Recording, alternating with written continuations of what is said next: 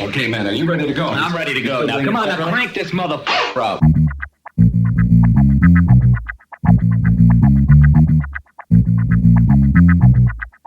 Break it down like this.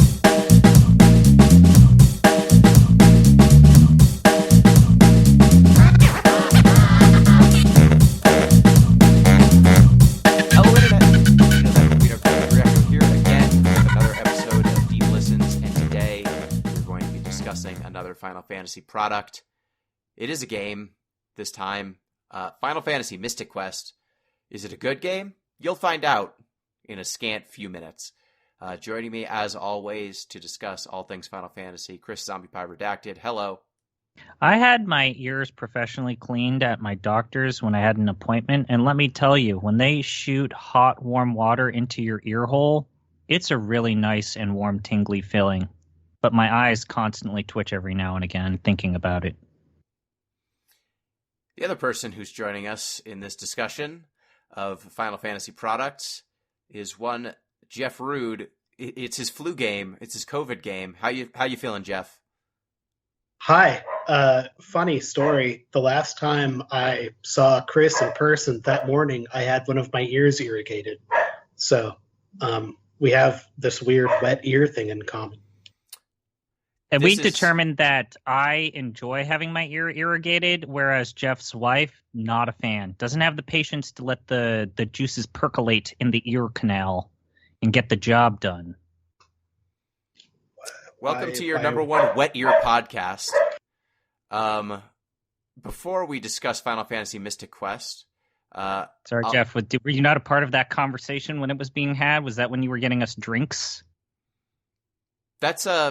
That's really a conversation a husband should know about, I feel.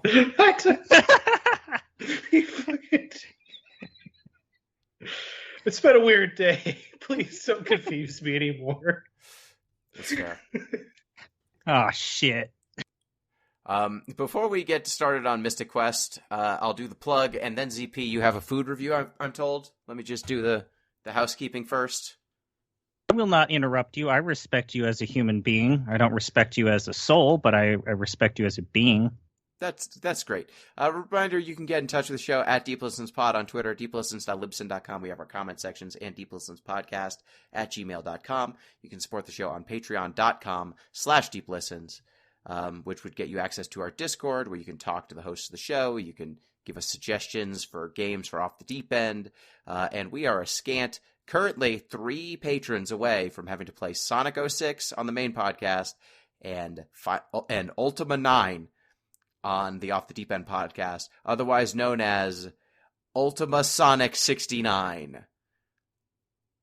That's what's happening. That's what's going to happen. If you are able to join the Patreon, or if you're already a patron, just up your contribution amount, and then let me know if you want me to add someone, and that'll also work.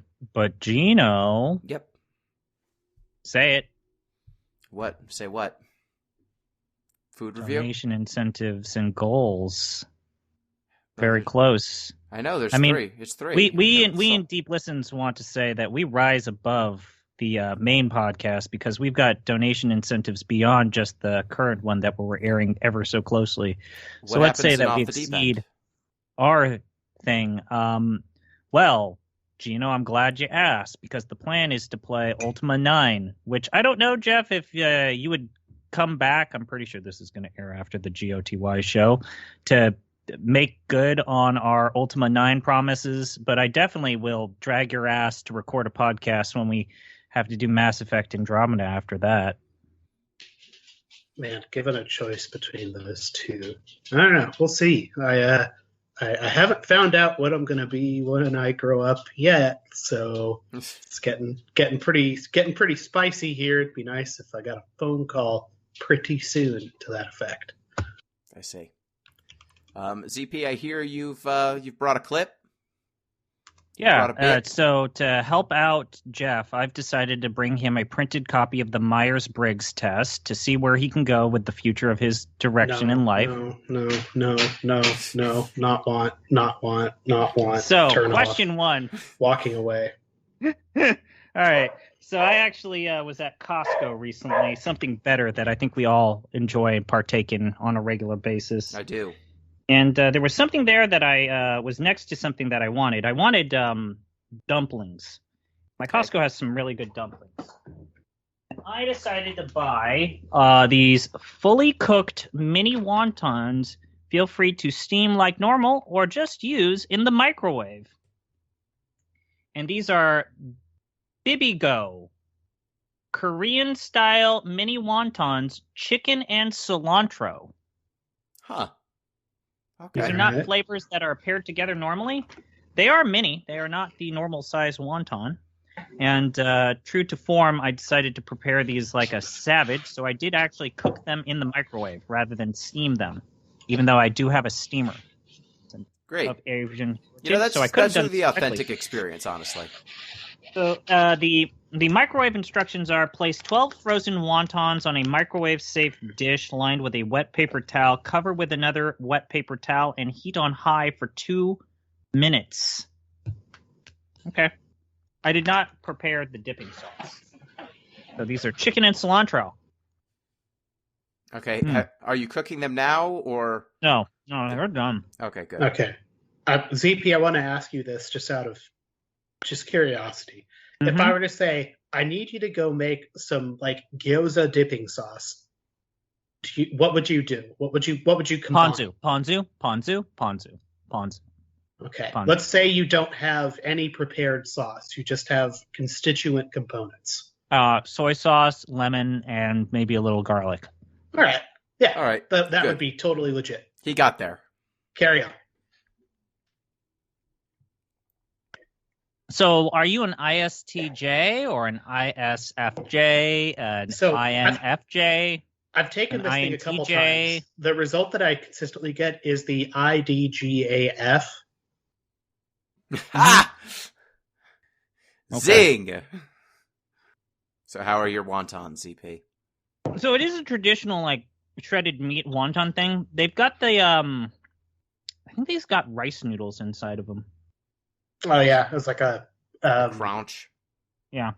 or ballast ingredient. Yeah.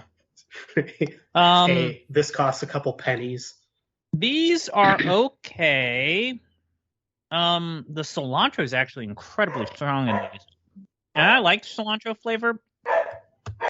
Looks like these also have onion. It's a good flavor. I think that they're complementary flavors. I just think that I'm kind of shocked at how strong the cilantro undertaste is.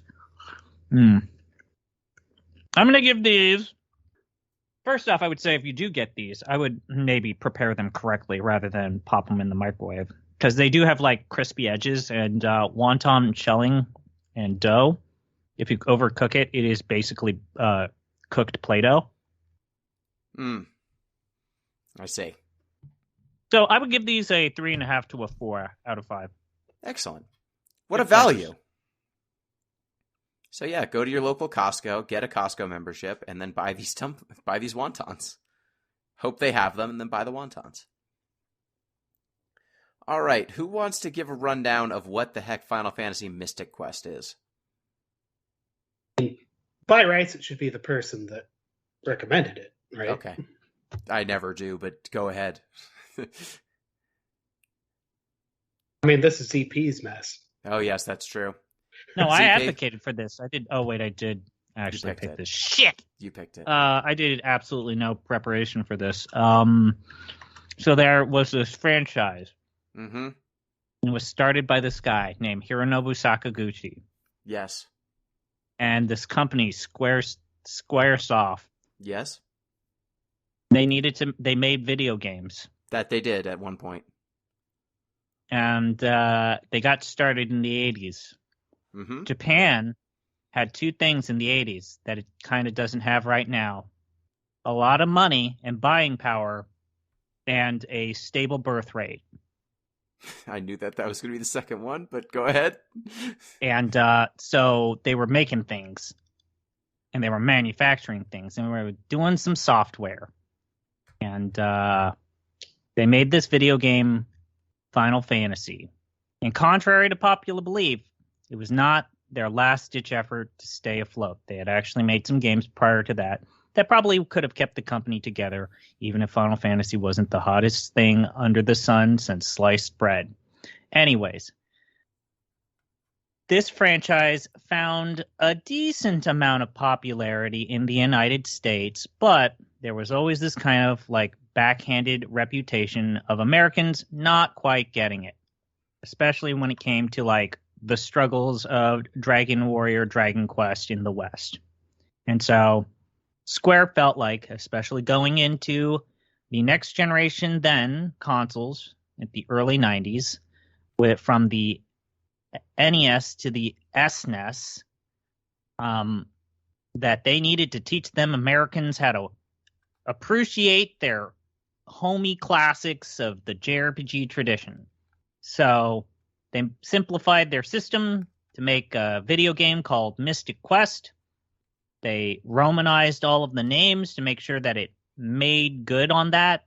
They made it to where it was basically kind of like when Nintendo said, I don't think Americans are going to like this second Mario Bros. Game. Just going to put that out there. What if we reskinned a different game that's already better? And then that's how they birthed the baby called Mystic Quest. Yes. So Final Fantasy Mystic Quest is the Final Fantasy game that was supposed to introduce or expand the Final Fantasy audience to American audiences. In order to do that, they introduced a number of mechanical changes and simplifications, and then story simplifications. So a couple of things that stand out when you boot up Mystic Quest. You just kind of start your character, canonically named Benjamin. What did everyone else name him? What did everyone name him? I stuck with the classic, Benjamin. Okay. Samesies. I named him Demo Play because when you leave the opening screen running, that's what he's named. So I was like, oh, canonically he must be Demo Play. But Benjamin, he's just in the middle of nowhere. An old man shows up and is like, hey, Benjamin, you got to assemble this armor so that you can save the world. Go to Forestia. It's the town you can go to. You're going to meet someone named Kaylee. Go do that. And then it just flies away. It's an old man on a cloud, and then he flies away. And he just basically tells you where to go, and then you just go. You have, at most, 2 characters to control. Well, yeah, you can control both characters. Benjamin and then a follower character. A couple of big notes, you can save anywhere in this game.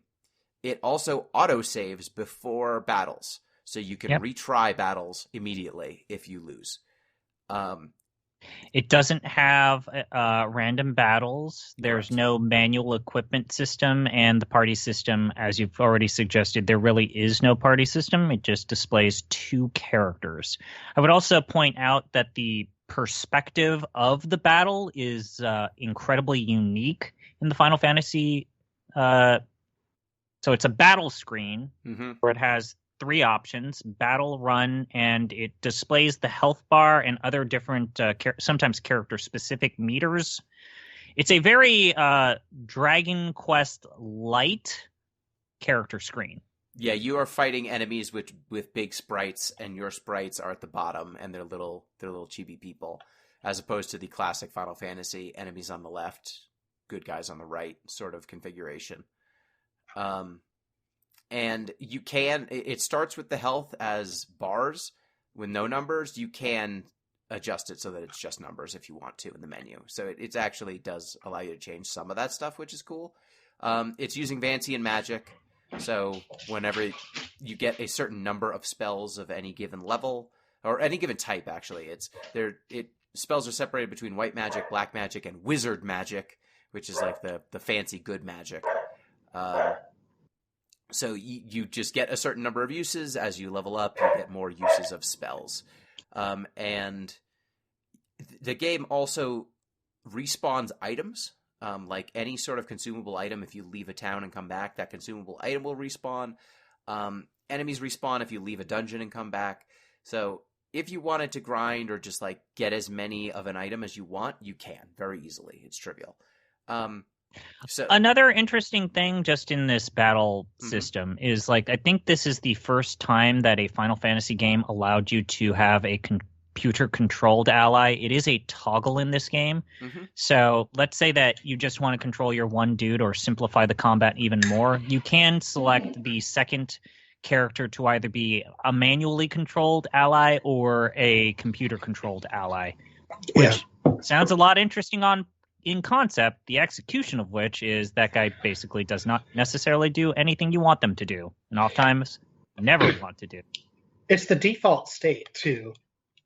Like when It is the classic. As someone who recently played Persona 3 twice, and the non-portable version of Persona 3 twice, they you don't want that, despite the developer constantly thinking this is how you want to play this stuff. Yeah, I avoided that. I did not mess with the auto battle because I did not trust the AI of this game, or the AI of this game to be programmed very well. So the game is basically leading you by the nose from location to location. The dungeons are basically just full of monsters. Like you said, ZP, there's no items, equipment system. Like you just get an equipment and it is strictly better than the last piece of equipment that took up the same slot.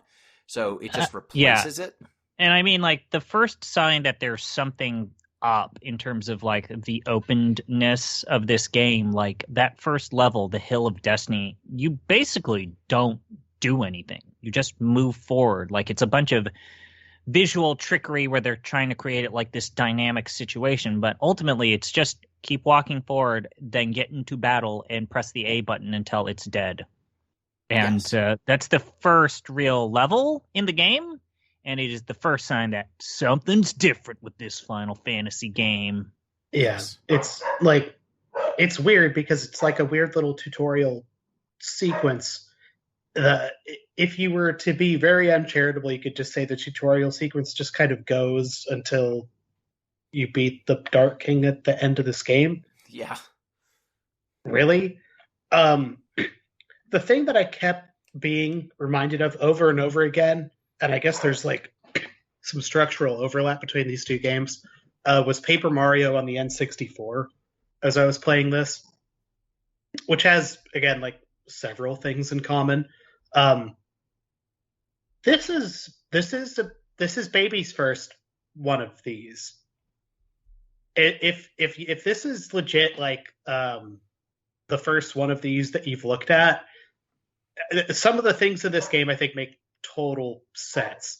I do think Paper Mario might be better at some of the Baby's first JRPG things.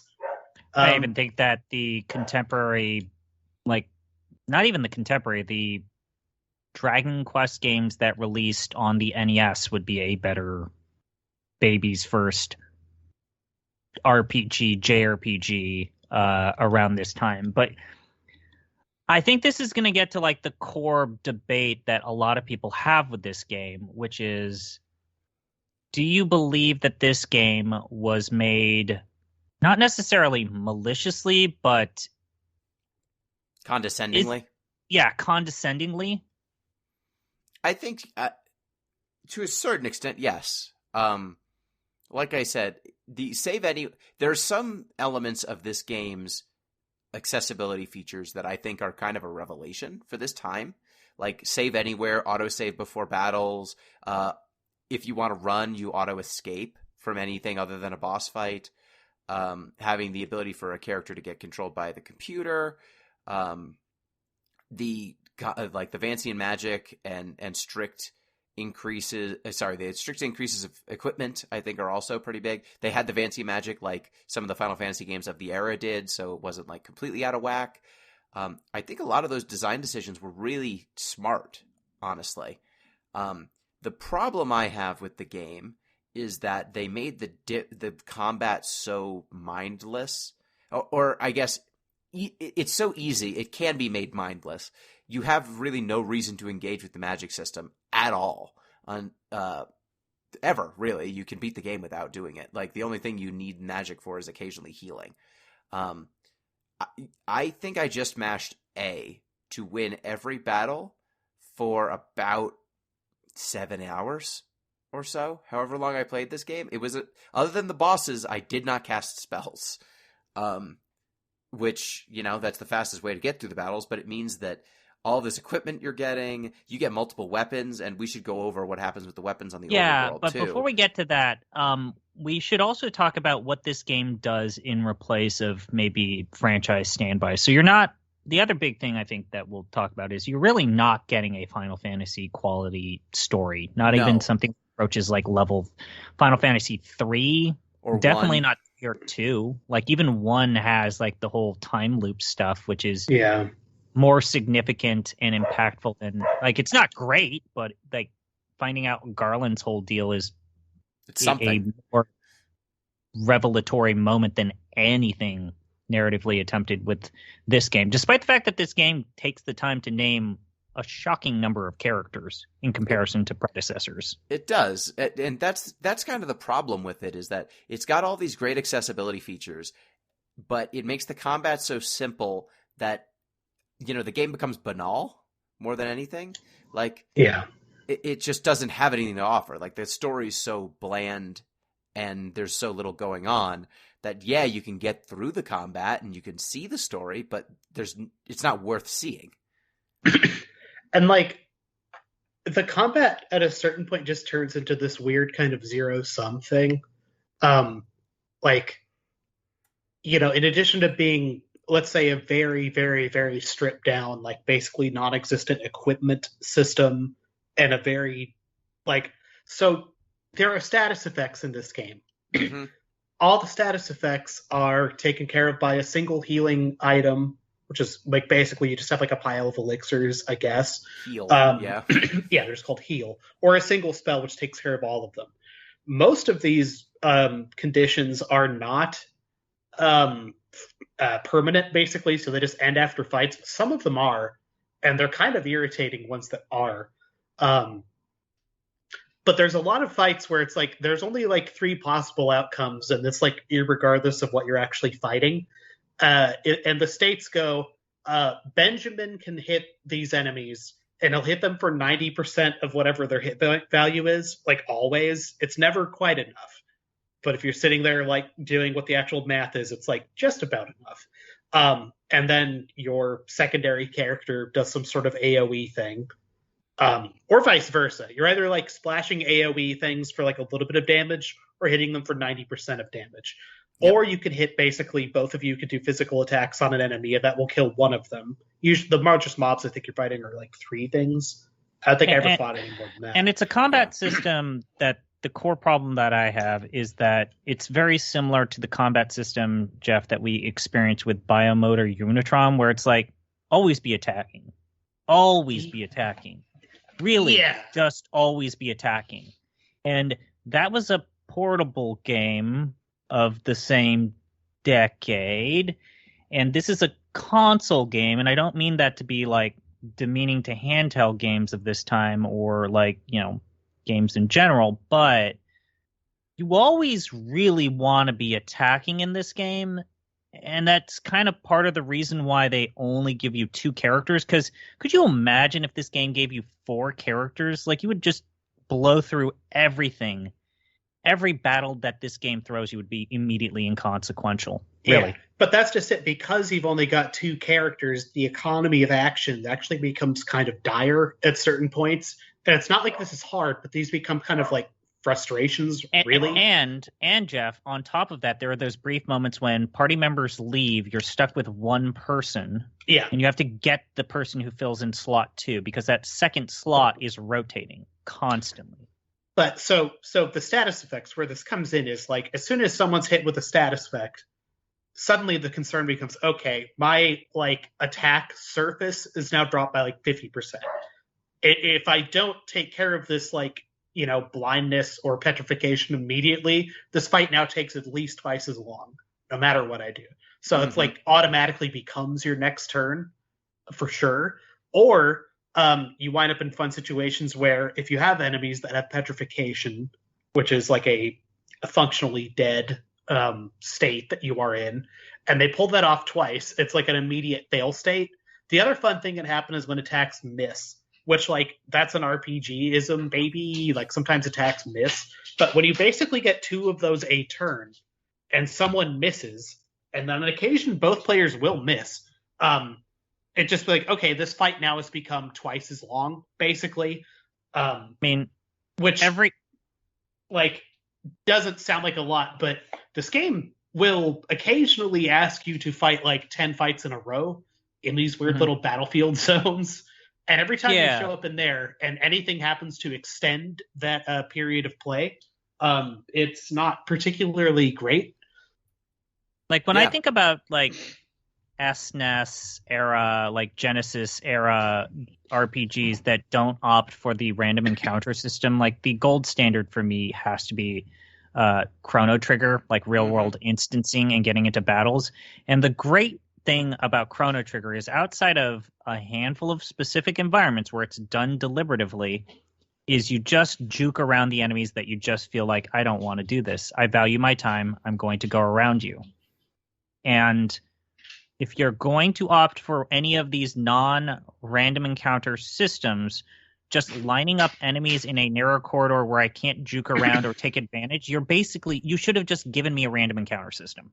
Yeah. Because well, it's funny because there's, I forget, it's one of the fire dungeons or I think it's the ice dungeon early on in this game. The enemies are invisible. The Winnery Cave. Yes. Yeah. So, it's like a weird introducing the concept of random battles, basically, to people who I suppose they're just assuming have never seen such a thing. But stumbling around in that place, and it's very possible to go the wrong direction, because it's not like they point you in the correct direction at the beginning of this not exactly huge dungeon. Ever. Let's just say ever. Yeah. We'll talk more about that bit, I guess, in a moment. But it's very possible to stagger through a lot of that dungeon without the item that reveals encounters. And what that effectively turns that entire dungeon into is to one where like random encounter is turned on. And it feels weird in this game because, again, a lot of the time what it is just doing is like literally sending you down a linear path where there will be 3 or 4 encounters on it. And being able to at least anticipate when those are happening and make like some sort of plan around that feels a lot better than just having them foisted on you. And it got me into a weird space thinking about like JRPGs in general, I guess, because that is what you are doing most of the time in these like, 16-bit and earlier games is walking through corridors while random mobs attack you. And for some reason, my brain's totally fine with it. I mean, I think that the problem I have is just that the combat, like you said, Jeff, the only way you ever lose, I found, any of these battles is if the enemy happens to go first and then hits both of your characters with a status effect you're not immune to. Yeah. You just get double petrified before you get an action. But the worst part is that there are boss battles where the status effects are their primary thing. Yep. But like the big thing with Jeff's point is like losing that economy is if only one lands, your next turn is lost because you're just getting rid of the status effect. Yep. So that means I basically lost a turn. Even worse, it's worse than losing a turn because you have to use points into like stuff to cast the proper spell or use the proper resources to get rid of that status. And I actually did not find the life spell. So Benjamin could not cast life. So if the other character ever died, I was just like, oh, well, I get, because there's no Phoenix Down equivalent in this game. There are items to cure every status ailment other than death. So by missing out on that spell, I just, would be down a character. I basically had to restart the battle. I was not going to win. Yeah. Yeah, it's the way they dole out. But I mean, like they dump items on you.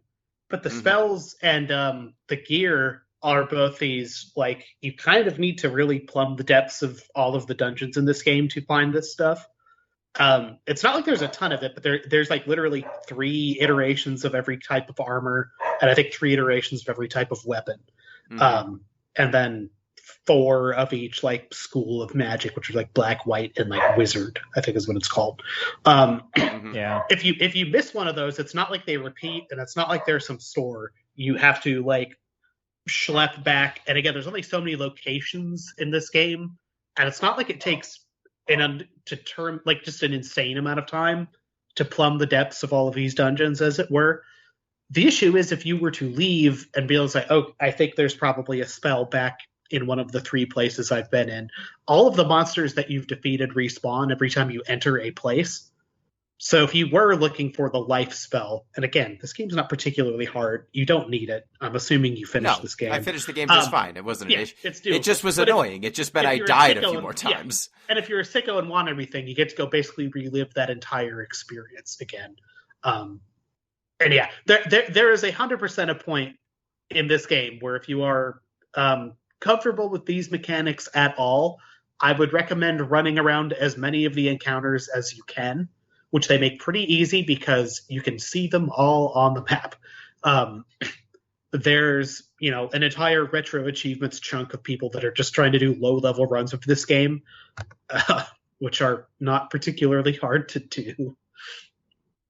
It's funny being like, I'm playing this game with retro achievement support, and the interesting thing about that website is everyone on it is a sicko. But it's okay because I count myself among that group. I like looking at like the 50% point on achievement sets though, which is like the point where like half the people that started this game just turned off here for whatever reason. For this game, it makes total sense. It was like the first ice dungeon. Haha. Is the point where people are like, oh no, thank you. I mean, like, I think that ice dungeon, I would also say that I think the bone dungeon has some parts in it where if the whole point of this game is to opt people into understanding the core mechanics, like first off, I would push back and say that there are so few of those core mechanics even represented in this game. Like, I don't know if it's that great at being baby's first or a beginner's first Final Fantasy game. I would also say that the dungeons in this game, after you get past the first batch of forest levels, these dungeons are rough. Like, they're labyrinthine, they loop around, they have dead ends, they have like pseudo monster closets even. Yeah. To where, like, the Rex in the Bone Dungeon, for example, that battle is hard. That battle is long also. Like, that's gonna burn out a kid that's trying to play this game and is not just like, maybe us as kids that are really into this hobby, but like, I would feel really bad about watching someone struggle with that and be like, yeah, I just kept getting petrified and now I'm dead. Yeah, something like that. I mean, the annoying thing is that for some of those boss encounters, right, there's not an answer for the problem. Like, some of the equipment will eventually just turn off the negative status effect, right? You'll get like a piece of armor that makes you immune, which cool, then you never have to deal with that status effect ever again.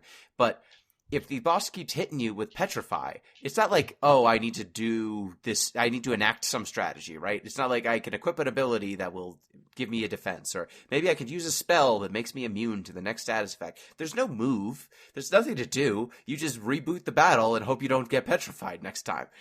Like, it's binary. Like, either the shitty thing happens to you or it doesn't. And it's just not that compelling, right? Like, there's not that big of a cost either because it's saved before the battle. So, you just redo the battle. So it's not like it's just wasting your time, right? You're going to overcome it through the sheer power of random number generation. But it's not like, oh, I need to, have a faster character. There's no strategy. There's no choice to make. There are strategies, like there are elemental weaknesses. You can get through the battles faster if you want to, but you can slop through every battle just by mashing the attack button for the most part and occasionally healing. And it's a bummer because the way that they derive the most difficulty in this game is by occasionally having AoE attacks that will kill both of your party members or petrifying you. I would say, but Gino, you're forgetting about the thing that they put in this game to make it have more gameplay variety. What about the platforming sequences? So outside of battle, the weapons that you get actually have efficacy. So you get a sword, which is good at poking things that are like, I guess, switches. You get an axe that can cut down trees. So it's like you got cut in Pokemon. there's a set of claws that let you climb up walls. There are bombs that blow up rocks.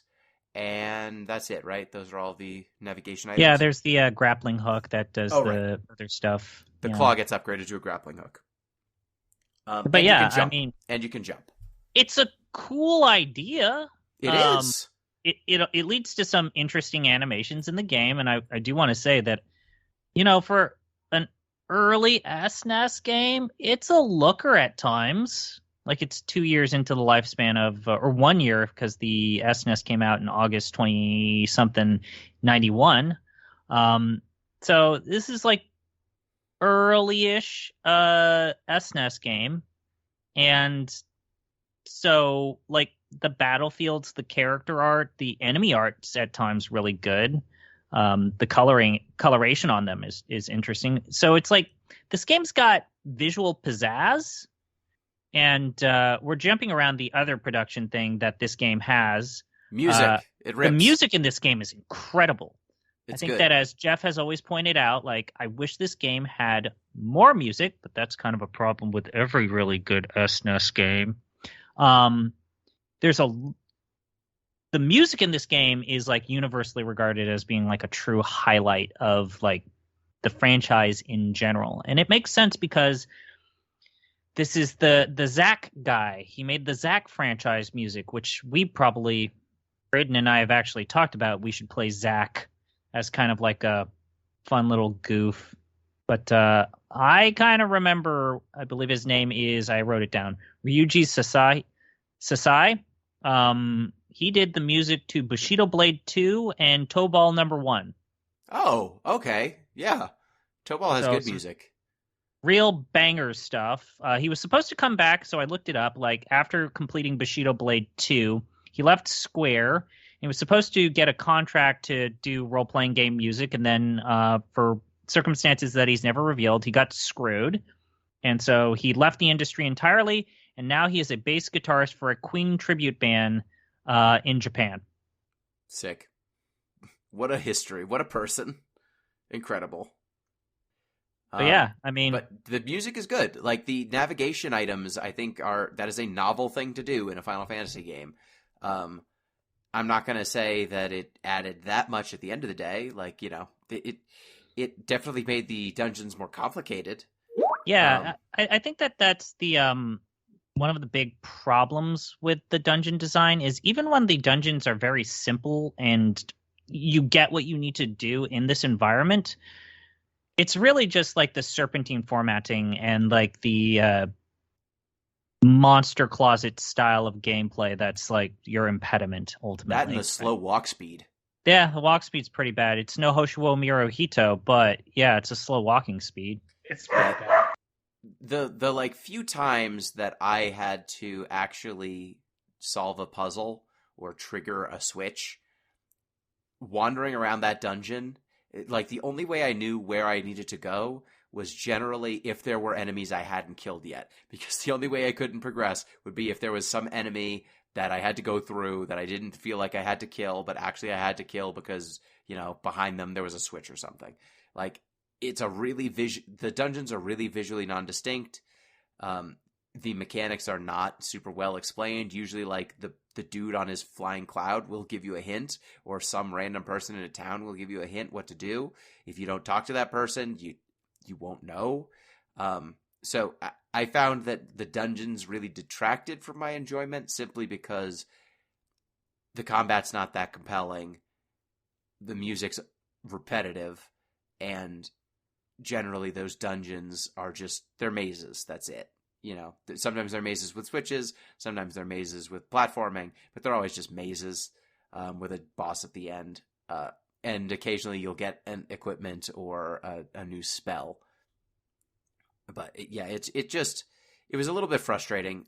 It didn't bother me until I got to the Ice Pyramid, which is the second major dungeon. That place sucks. Yeah, it's a bad level for a couple of reasons. Like, first off, it has a deliberately monochromatic look, which just makes it very difficult to look at. And then, it's probably the worst example of this game is kind of always hitting you with shitty status effects. And the solution is to just get enough of your core stats up to where you can keep going. Yeah, where you kill in one hit or 2 hits. You just want to always be at a point where you're deleting one enemy. That's another per weird thing combat about round. this combat is if you are taking more than 2 turns to get rid of or be done with a random encounter, not a random encounter, a regular encounter, a non-boss encounter, then that probably means that you're just underleveled for this environment. That's the game's way of saying, yeah, if you're not done in 2 turns, just grind. And they basically, between the towns and the dungeons, there are tiles on this map. It almost looks like a Mario world map. Yeah. If you select, there are these battlefields, and they will always have 10 encounters, and you basically choose them. You want to have the 10 encounters, and then once you clear out the battlefield, they give you an item or money or something. If they give you money or experience, it generally sucks because you don't need the money is trivial and meaningless in this game. All you can buy is the respawning consumables that you can just easily get infinite of. And so they've basically primed you to grind. Like they have given you these battlefields that are nothing but grind points. Yeah. Introducing the concept of grinding, basically. Yes. And always do those with a companion. Like there are some times where companions leave your party. Like always do those with a companion. There's no reason not to. If you go to an inn, you can fully heal your characters, and inns are cheap because money doesn't matter. So you generally want to do those because sometimes there are meaningful spells or meaningful pieces of equipment underneath those battlefields, but not all of them.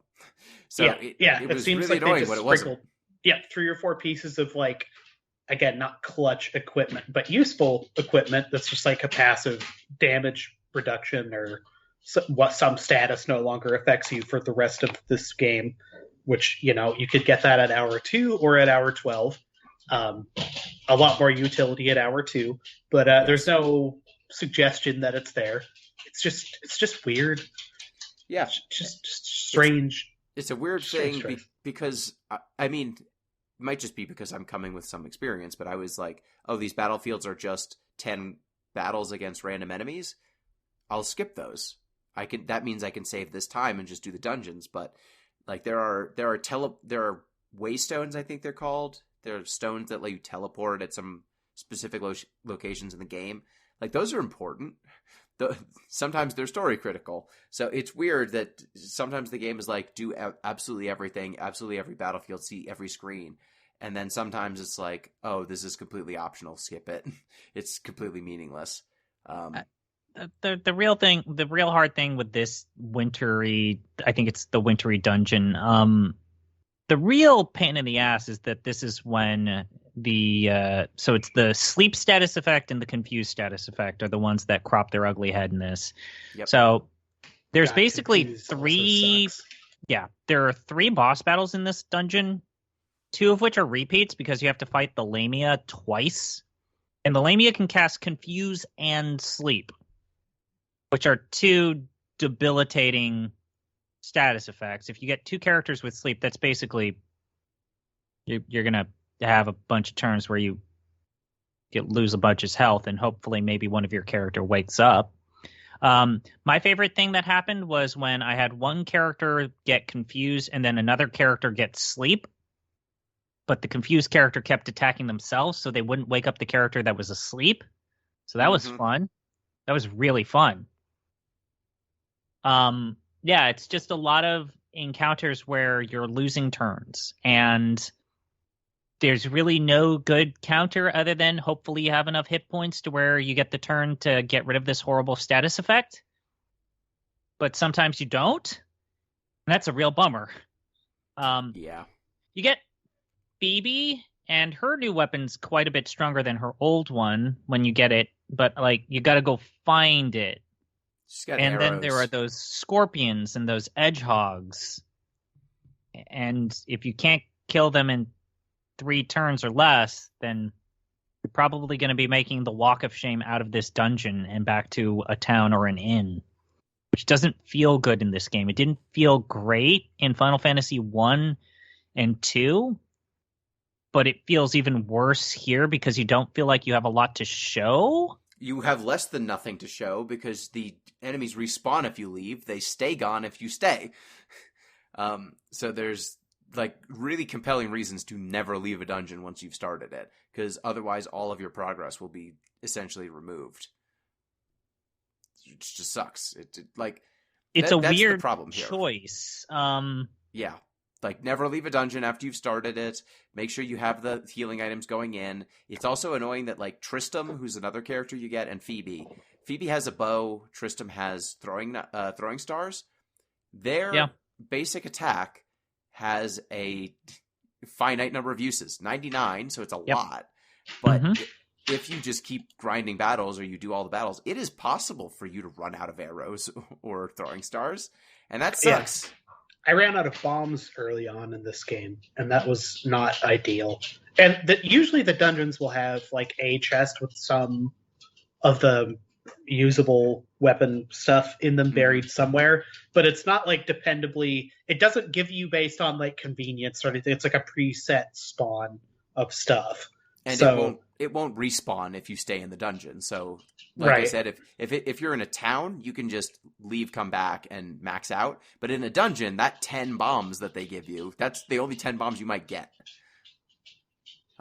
Which is a bummer when you need to use bombs for navigation, because they're also a weapon for attacking.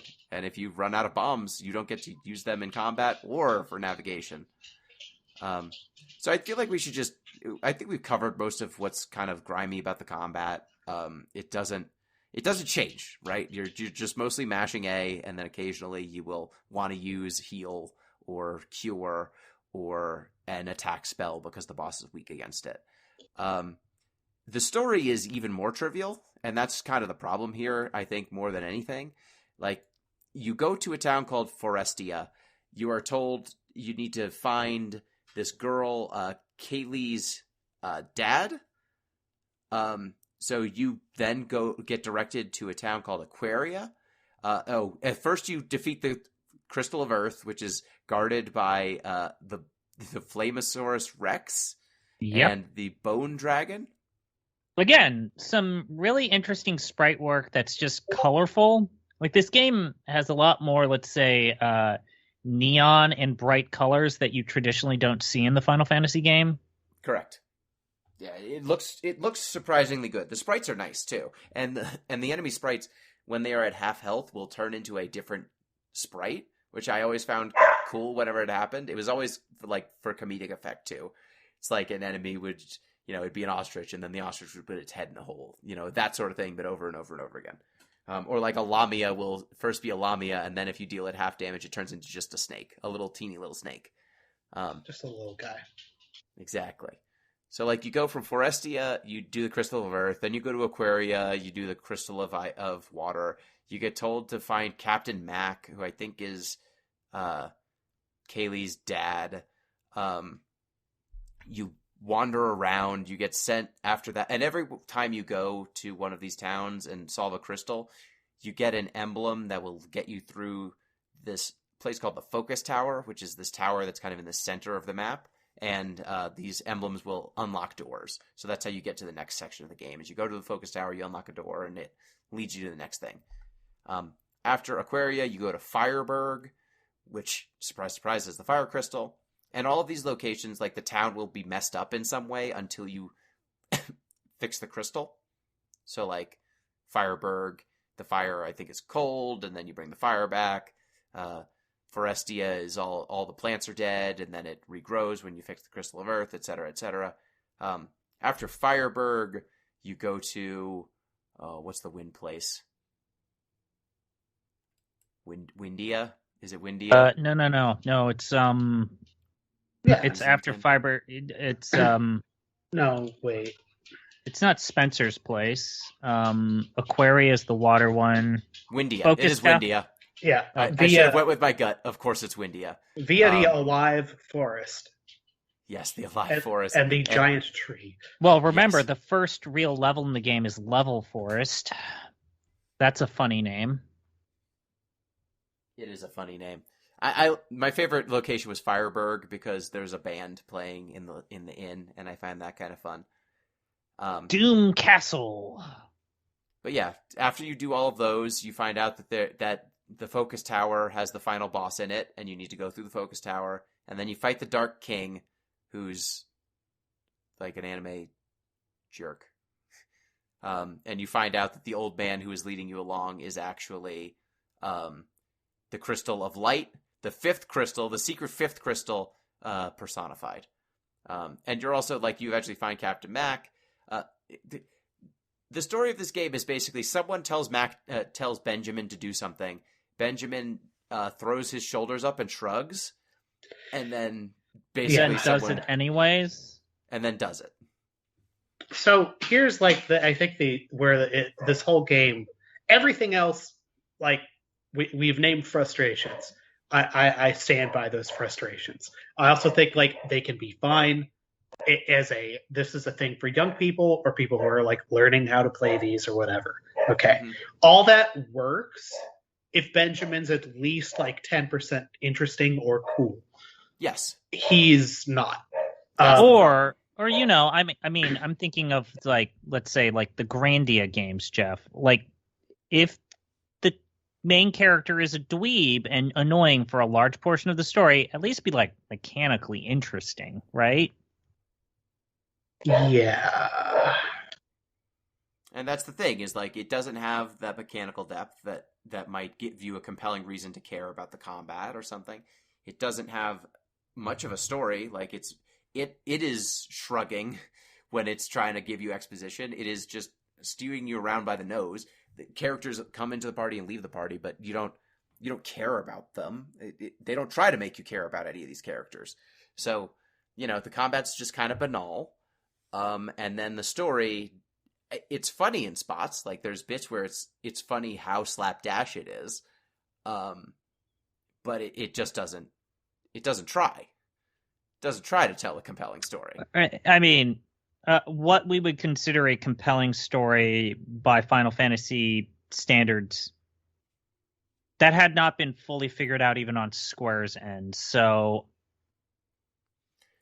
sure, but four is I get it. 4 is an interesting and very good story, but like they were still testing the waters in a lot of ways in terms of what they were willing to do or what they considered their comfort zone. And it is incredibly important.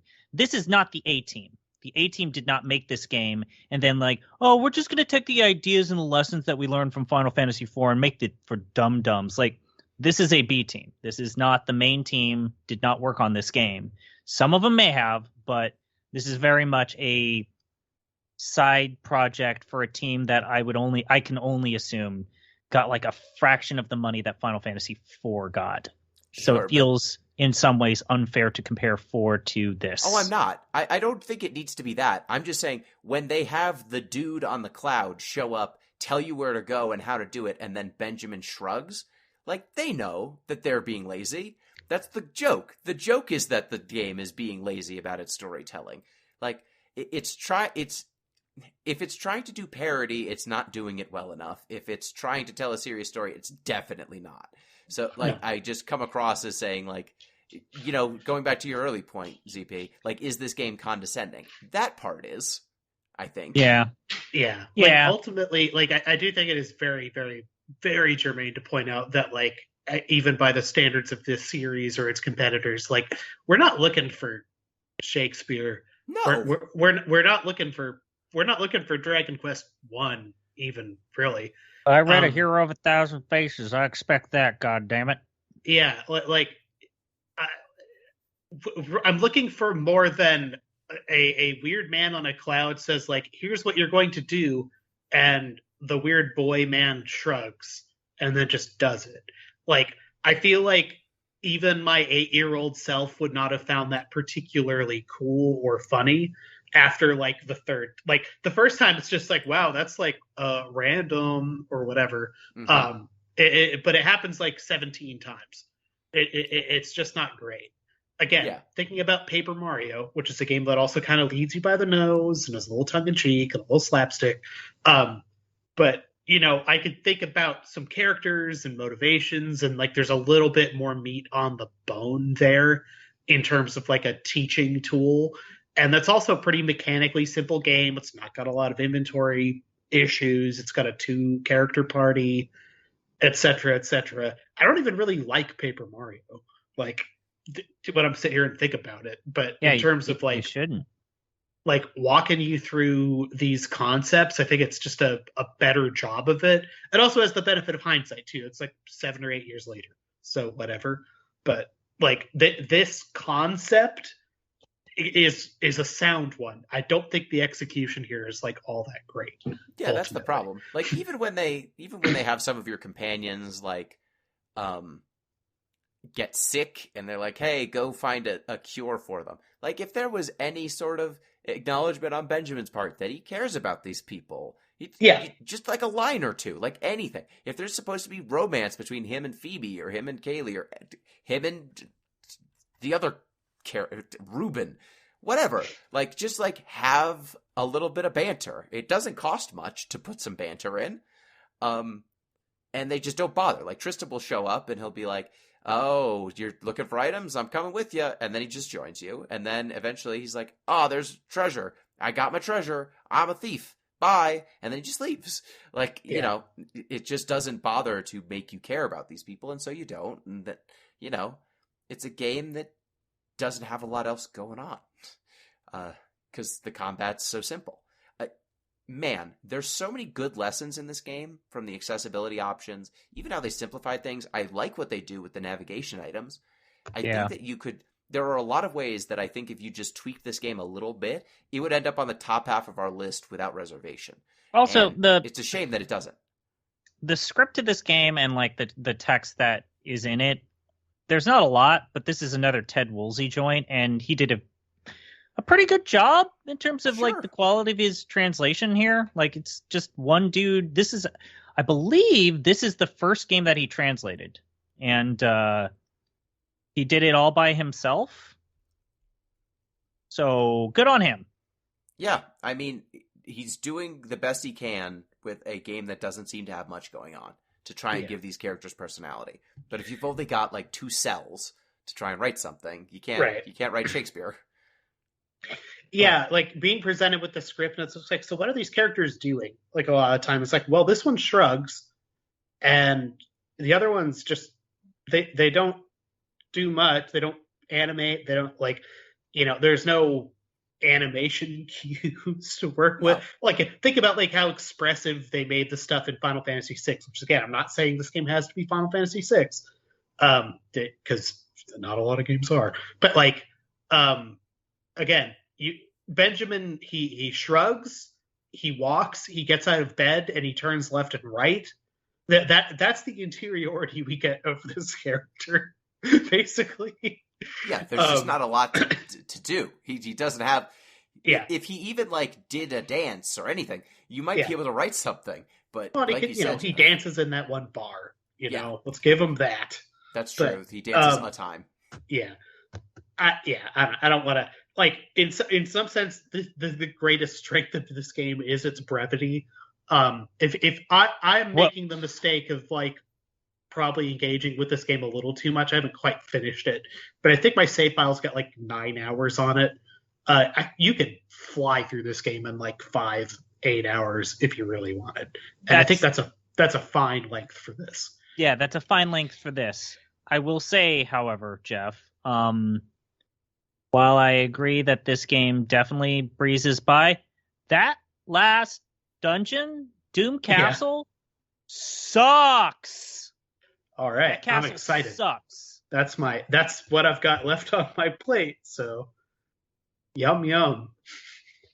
I don't know, man. Like the lava, bringing all of those elements in the game together to make this like ultimate dungeon. That's a cool concept. Like, here are all the elementally themed ideas that we've had you go through. Let's do a boss rush. Let's do a boss rush, but each boss is themed to what you've already encountered before. Well, they're upgraded versions of the final the bosses of each of the a fine, if not admiral, and cool idea. Finally, a place to use all those seed items, because my solution when I get to that boss rush is just going to be cast the flare, I guess, over and over again. and just watch them melt away. Yeah, the enemies do melt away, but you get to that 5th floor or that lava level, and that shit sucked. Yeah, that's and the reason why it sucks is usually something petrifies you. And and then there's that 6th floor before the 7th floor where it's like a bunch of like linear corridors, and it feels like pipe dreams. Yep. There is the very cool thing, and this is one of the coolest, funniest things. This is a spoiler. There is an extremely easy way to defeat the Dark King. I've heard about this, but tell them. If you keep using the cure spell, and he will be defeated in basically a matter of a few spells. And that's because white magic defeats dark magic, and he's dark magic. So if you just keep using your basic ass cure spell, you'll kill him in just a couple of turns. I think that's it, right? Like, you can kill him with curing. I mean, look, Mega Man 2 uses the bubble to kill the last. Like, this is a JRPG, Jeff. Yeah, I mean, we kill. Look, it's getting people ready for when you fight a zombie enemy and then you use a Phoenix Down on it. Yeah, that's a fair point. It's just the final boss. Yeah. Having like this immediately is kind of funny. I thought it was kind of cool and clever. It is. But yeah, it's just got so many weird, cool ideas. I mean, I definitely appreciate this game, like giving you a crap ton of arrows, a crap ton of potions, and that's neat. I wish that earlier levels provided me a cavalcade of riches like that. Like I opened a chest in Doom Castle and it gave me 25 potions, and it's like, oh, word, cool. I guess neat. Yep. All right, so I think it's time to rank this thing on our ranking of fantasies. I think we've covered Mystic Quest as much as we can.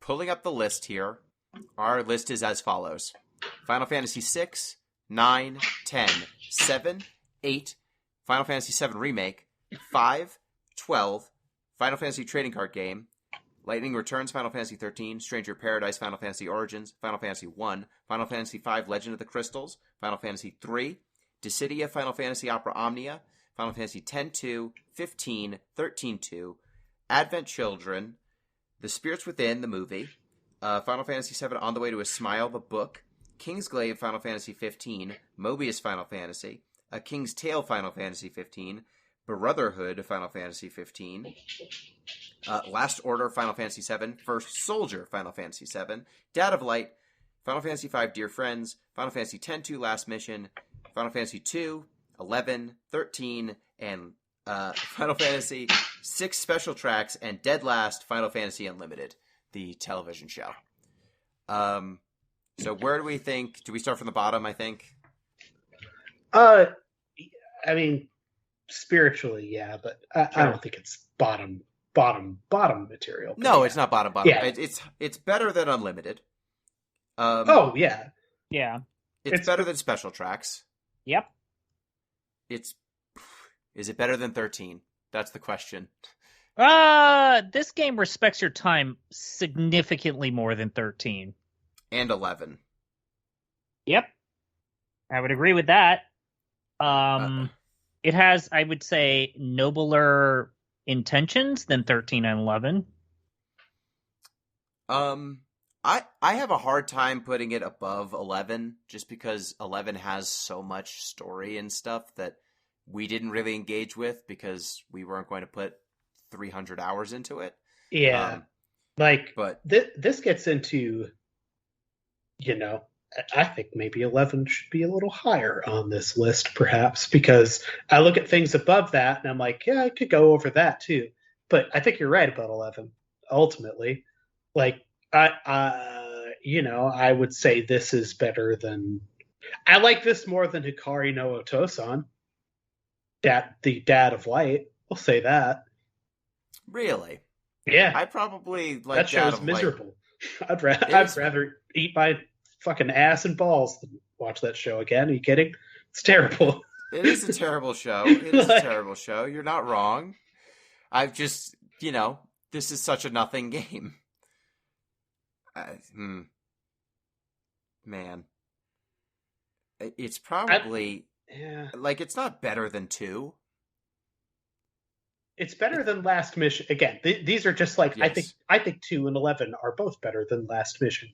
One day we might reorganize the list but it's the list we have now. The science is correct. Hey, Jeff, what about that scammy Final Fantasy Mystic Quest fan HD remaster that Square had to drop the hammer on because they started taking pre-orders saying they had the creator's blessing when they didn't?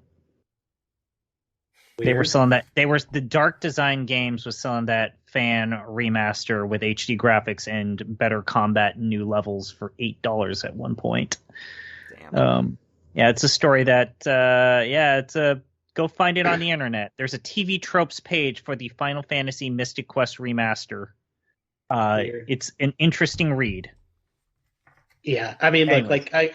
I could quibble about the order of this list, but spiritually, I would probably put it between 11 and 13.